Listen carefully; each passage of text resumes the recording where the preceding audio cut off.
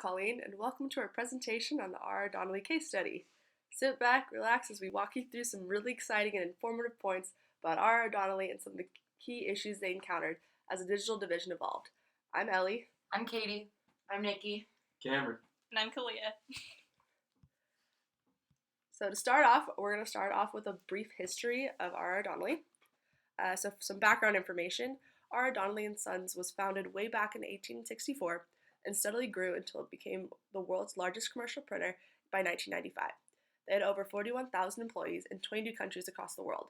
Their primary customers included telephone operating companies, retail and direct mail merchandisers, and publishers of books, magazines, and software. In 1995, where this case study is focused, R. Donnelley was organized into 38 divisions, and these divisions, in turn, were collected into 8 business groups, which were part of 3 different sectors. So our question today is, as the digital division evolved, what were the critical challenges prior to April in 1994, where no technology or information systems worked across the company or through any sector, between April 1994 to January 1995, where there were threats of new technology, new entrants, and creating a new business model, and then between January 1995 and June 1995, where Donnelley was mobilizing sales, bringing on a digital process, under financial pressure to stay afloat and stay profitable. We're going to move into what happened with the company prior to 1994, where there was no technology or information system that was established across the company or through any of the sectors. At R. Donnelley, until 1991, division managers' incentive compensation was tied to their particular division's profit performance. In response to performance, Jeff Majestic, financial director of the Information Services Group, stated that we couldn't move work around when each division wanted to maximize its own profitability. But after 1991, though, Donnelley division directors were then asked, what is the most profitable way to run this job for Donnelley instead? This marked a shift in how each division director was then thinking. In 1993, R. Donnelley split into 3 sectors when the president of R. Donnelley resigned. When this president resigned, they split the company into the 3 sectors of commercial print, network services, and information resources. Before the previous president of R. Donnelley resigned, the company was stuck in a different paradigm. By the current president of Donnelley stepping down and forming these 3 business groups, the company was able to focus on their core offerings and be able to innovate where it was needed. By splitting the company into these 3 sectors, they were able to make the Donnelley Management Committee, which was a group of key corporate staff that was making the decision. And so the question was, who had the D? And at this time in the company, the executives that made up this Donnelley Management Committee had most of the decisions across the company. One challenge that they were also facing was that they were trying to contact with different technology suppliers, and they found out that the cost of the technology was higher than expected when they were reaching out to them, and this caused some troubles. Technology development processes were ad hoc in the company and were developed for each different job that came their way, so there was no kind of framework that they set across. So projects were not chosen on the basis of customer need, which showed that the company had a very big lack of strategy. Economies weren't carefully screened, and the company was hoping that their business would just make it through and do what they're currently doing, approaching each situation as if it was a red ocean and attacking other competitors in the space, and there was no forecasting in the company. There were no formal reviews of how development money was being spent. That's pretty bad. There was no limit on spending, there were no deliverables, and there was no direction. No one was saying go or no go. It was just go with whatever comes in. This way of doing things worked for the company in the short term, but if they wanted to have long-term success, they needed to forecast to account for new markets and offerings. All in all, there was also no one technology or information system that worked across the company or the sector in this time period. We're going to discuss the critical challenges that R. Donnelley faced between April 1994 and January 1995.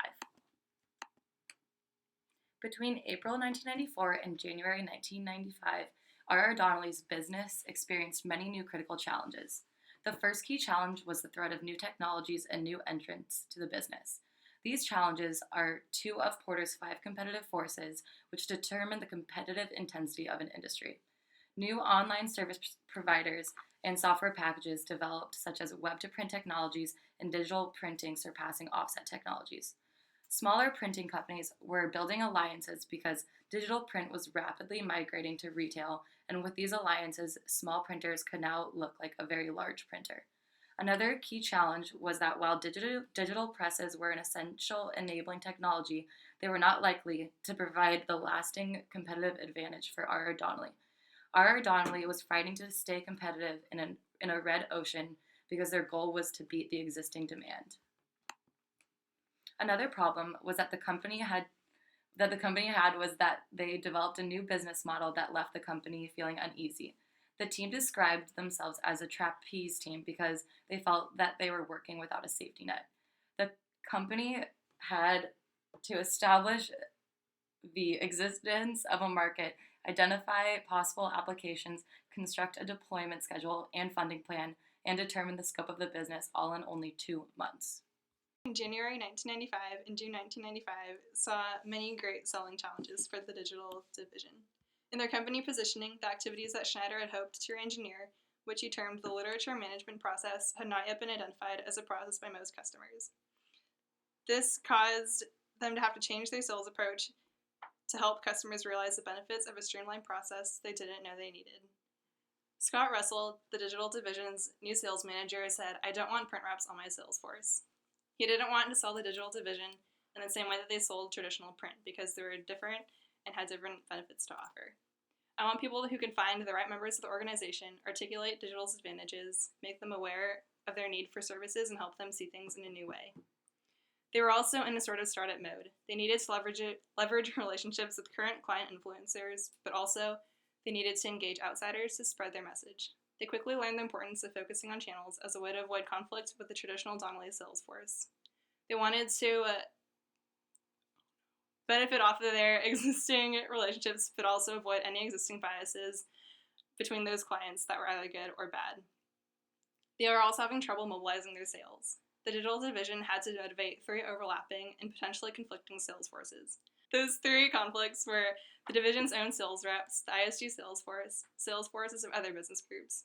If Russell or Clark wanted an existing account reassigned to someone in their own group, who would then get credit for the sale, they had to first petition an account or adjudication board. If they went through too many of these, they would get a bad reputation as a group. They also had a complex incentive structure. They didn't always see eye to eye, and it was hard to incentivize groups to sell services for a group that wasn't theirs. Business group presidents and sales managers would not encourage their people to spend time selling the services of the digital division because the profits would accrue to another group. Their solution for this, to selling more out of Memphis, was to incentivize the sales reps with aggressive commission plans. By June 1995, one of the main critical issues was that R.R. Donnelley their expected sales had not yet been materialized. The digital division was under immense financial pressure due to the cost of the equipment being high and the amount of work that was needed to rationalize the decision wasn't necessarily being met. Faber wasn't in favor of expanding the division or building other print-on-demand sites until the Memphis location was working well. In contrast, Schneider believed that the digital division represented an entirely new model where the traditional incremental approach to investment was unlikely to succeed. Their biggest concern was embraced by the business groups. They had no company-wide rollout plan. There had been a wait-and-see mentality, which was not an effective strategy, was not as effective of a strategy as it could have been. Sounds a lot like Hope, if you ask me. And instead of taking a company-wide position that digital is strategic, just as a strategic necessity, they're waiting for their enablers who will pay the bill. Another issue was they also had an immediate issue with the books group. This was that they had a single digital press that received few resources. The group would have to decide whether to invest in digital printing on a larger scale or move its digital business to the digital division. So at the end of the day, Schneider and Snyder, in this case, have a decision to make. They have to sit down and make a presentation to try and convince the book to go with the digital division, which is where the case leaves us. All right, thank you, Colleen, for a great quarter, and Hope is not a strategy. Or is it?